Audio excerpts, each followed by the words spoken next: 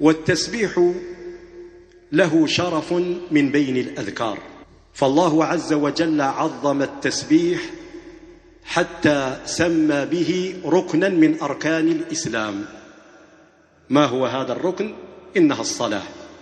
يقول الله عز وجل: فسبحان الله حين تمسون وحين تصبحون. قال المفسرون بمعنى صلوا له حين تمسون أي صلاة المغرب، وحين تصبحون صلاة الفجر. وهذا ما يسميه العلماء بإطلاق الجزء على الكل، كما أن الله عز وجل سمى صلاة الفجر بالقرآن وقرآن الفجر، وكما أنك تصلي وتقول مثلا صليت ركعتين، وهل في الصلاة إلا الركوع؟